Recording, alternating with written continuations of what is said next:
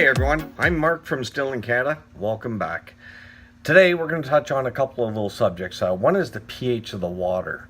And this has become more and more important as I'm doing different types of mashes, specifically a green mash right now. And you can see that right there, sitting in that large tub. But I found a couple of issues I'm having, and most of it is due to the pH balance in the water. So when I do the mash, I check my water pH, and I know what my house water is. It's 7.1. But I didn't realize that it actually changes from one spot to the other depending on how I draw it off from my house. So when I take it out of the tap in the kitchen or in the bathroom, it's at 7.1. When I take it from the tap going out to the backyard, that one there is dropped and it's down to 6.4. And then the one in the front of the house, that one is again different. And that all deals with how it's piped through the house, whether it goes through the softener, through the iron filter, and through the UV filter system. So in all that, I'm getting different readings, which I never realized when I began. So that's why I was having a low pH, is when I pulled it out of the back and figuring that it's only going to drop a certain amount, and it doesn't, or it drops too much. I have to correct for that every time. So now that I know and it's in my head, it's something I'm going to be aware of and I'll keep an eye on. Now, how do you test for the pH? Well, there's a couple of ways. You can get these strips. Now, this is actually for the pool, but there are strips you can get at most drugstores that will do a lower pH test, or even at a brewer's store, a brewer supply store, and they'll have pH test strips. It'll go really quite low. They'll go down to 2 anyways. I've seen them. And the strips are very easy to use. You just dip one in, pull it out, let it sit for a second, and then you just match up the colors onto here as to what your pH is. And it's usually fairly accurate, and you can tell pretty quick where your pH is sitting. So I'm quite happy, to use this, but I find this, in what we're doing, I find this just a little bit inaccurate. Because typically we want to mash within a certain pH, and that's somewhere around the 5.2 to 5.6 range for the most part, depending on what we're doing. So what I suggest is, it is a little bit pricey. I picked one of these up for around $50, and it's a pH meter. Now, you also, if you buy the whole kit, which this one did, it comes with 2 supplies, or a few supplies of balanced water. So there's a I believe it's a 4.1 and a 7, 4.01 and a 7. And that's how you calibrate these, using those 2 known quantities. You can calibrate this and then it'll read properly. And you have to actually calibrate it fairly often, so it's not a one-time thing. And that's why you do have extra. So what I suggest is, when you open up a package, throw it in a sterilized, sealable container, and then it allows you to use up what's in the package.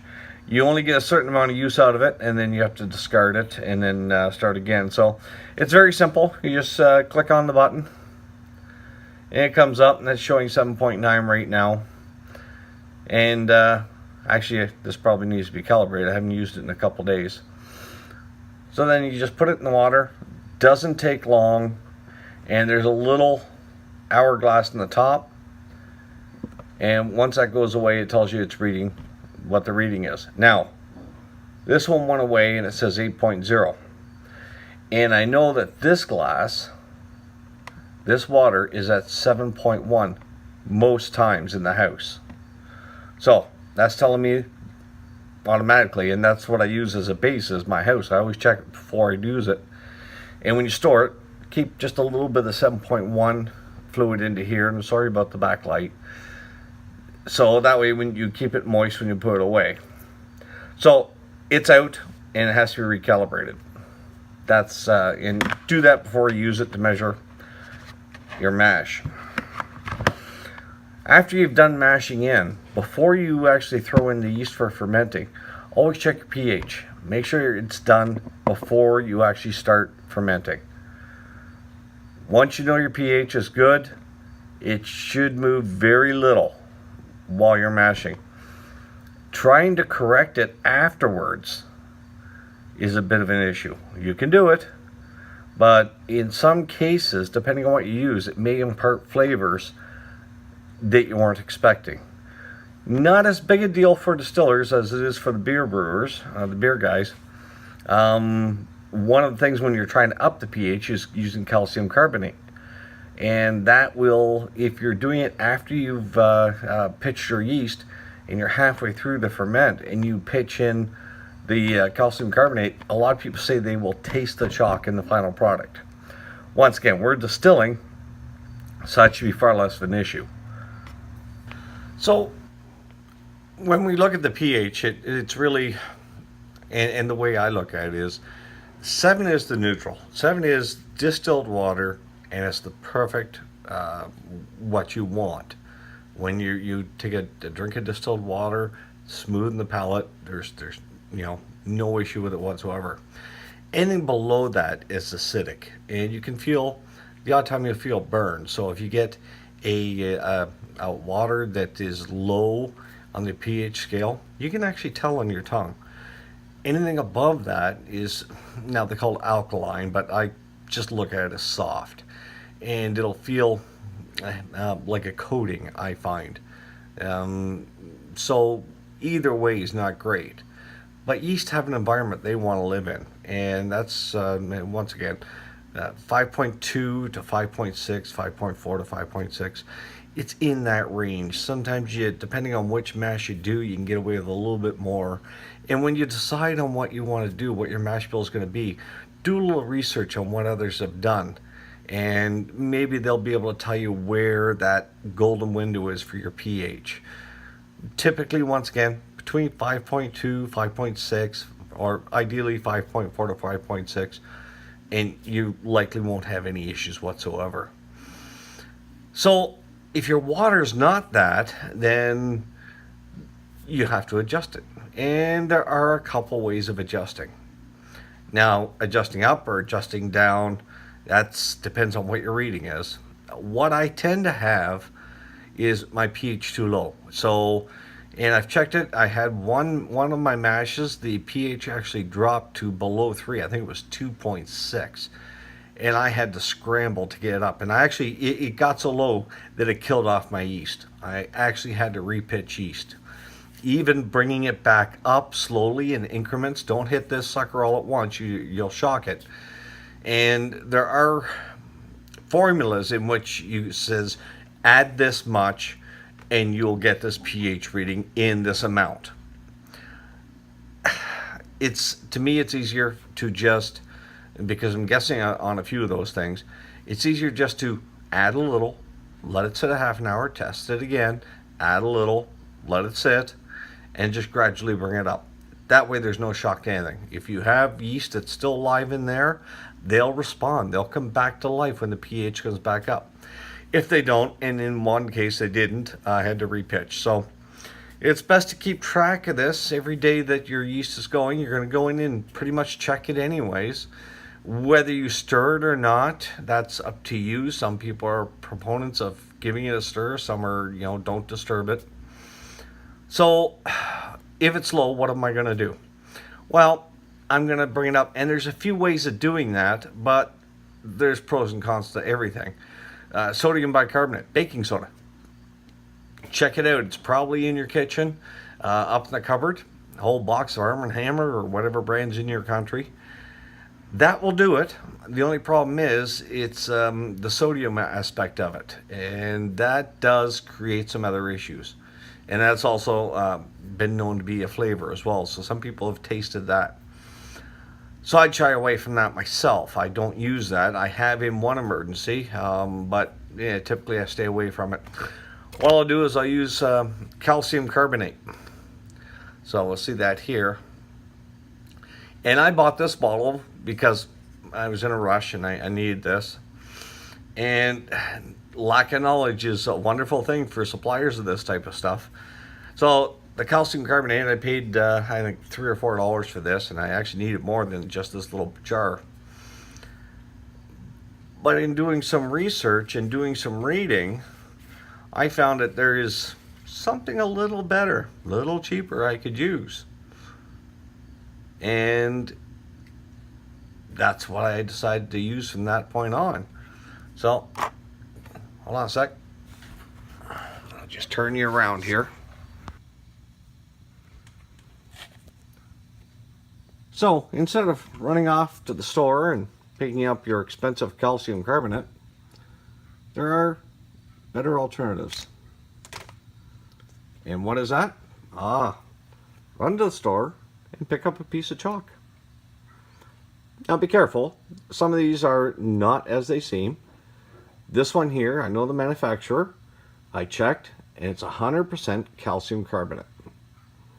And it's just pressed, high pressure, so it holds its shape, and that is exactly what I need.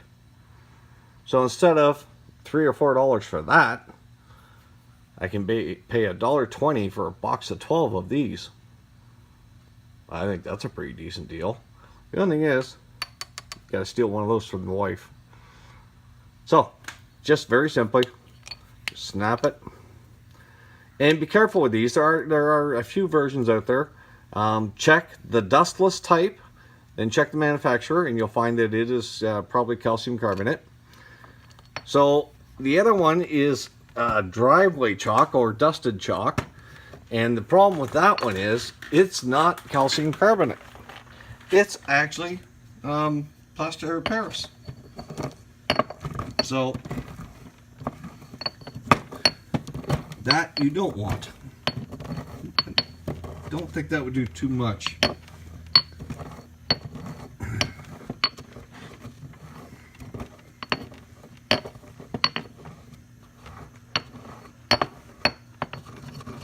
Okay, and I'll grind that a little bit finer. That's it. That's all I needed. So depending on the size of my mash, I'll grind up 2 or 3 of these, throw them in, put it into my mash, and then check to see if I have to add anything more. And the calcium carbonate, to some degree, you can use a fair amount of. So there's a nice, cheap, and easy way to do it. Look at that face. He's always a happy puppy. Some of the other things that can be used to raise the pH are, once again, do your research and decide. Now, typically there are some things that are on hand that you can use. In emergency, and I've used it, is Rolaids, Tums, you know, the antacid pills. Yeah, they work. Throw them in the pestle mortar, grind them up, and they'll work in a pinch. Once again, I wouldn't do it on a great big mash like you see back here, but on a small one, a 20-liter mash, yeah, I think it'd be fine for that. And it's the only ones I had in the cupboard the one time were the fruit ones, and you know what? Never noticed them. The flavor didn't impart throughout, so they were something I could use, and I felt fairly secure using. Eggshells, there's another one. Good calcium in that brings up the pH. Once again, throw them through this, and they work fine. One of the other things I have heard, I didn't have access to, was oyster shells. Throw some oyster shells in there, and what they do is, in the long term, they'll keep the pH at a certain level by just slowly emitting when necessary.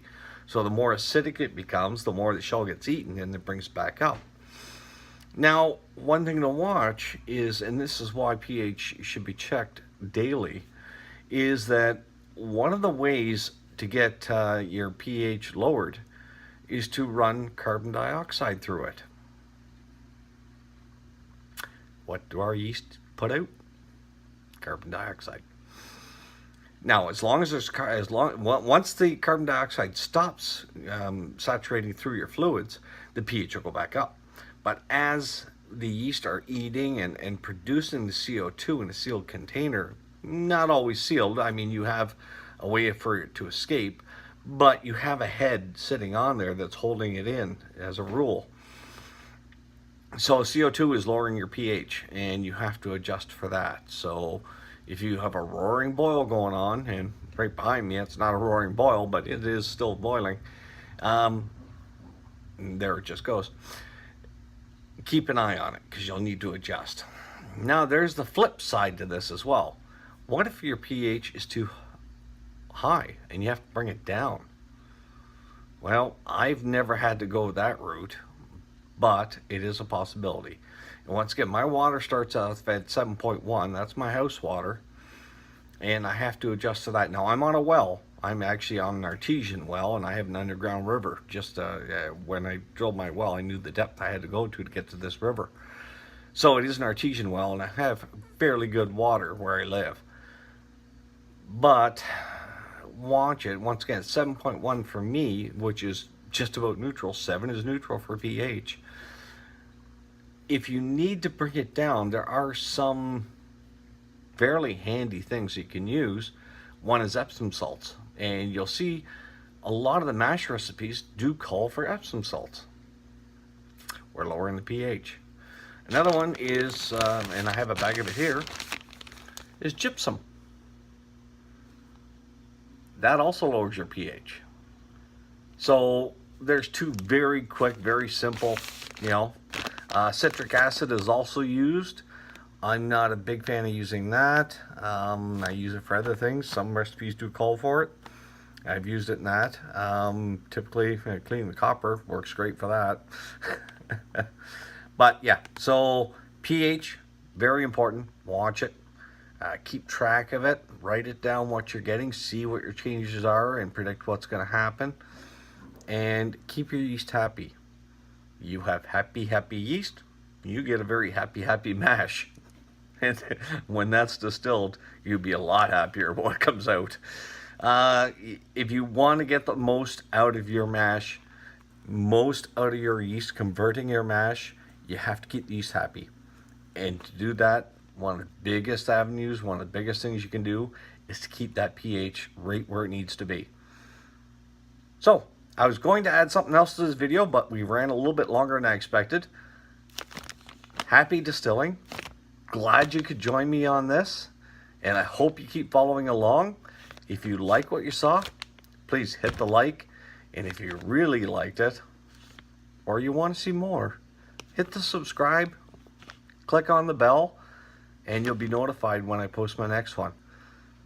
I will be setting up at some point to do standard releases on a certain day, but I'm rather sporadic, and sometimes it just, I have time now, let's do it, and I'm just that type of person. I can't wait to get it online. So you'll see maybe 2 1 week, 3 1 week, and then maybe I'll have a week off.